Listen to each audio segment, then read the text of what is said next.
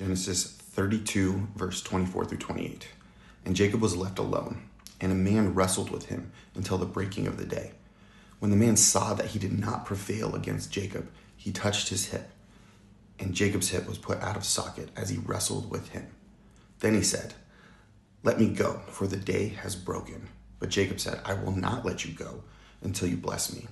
And he said to him, "What is your name?" And he said, "Jacob."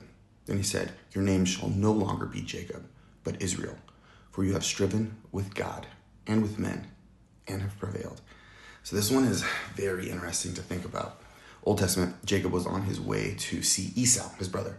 And the last time that they had seen each other, Esau vowed to kill him because Jacob stole his inheritance. And if you know anything about Jacob, when he was growing up, he had a reputation for being a little bit of a shyster. And he actually, when his dad was real old, he put on like animal fur and snuck into his room. And his dad's vision was really bad. And apparently Esau was a hairy dude. And he got him to bless him. Jacob got his dad to bless him with his inheritance because Jacob was not the firstborn son.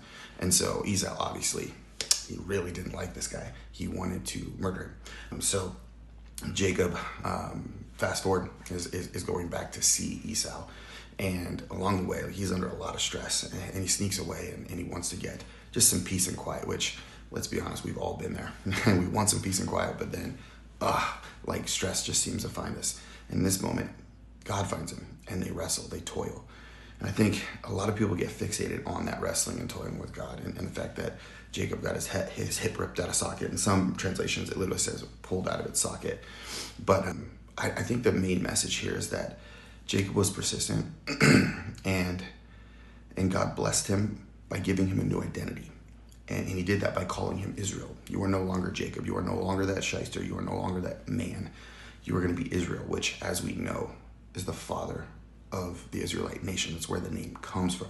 So very important story, but it's more about persistence and then changing your identity, specifically God giving you a new identity. And we have the same opportunity for us.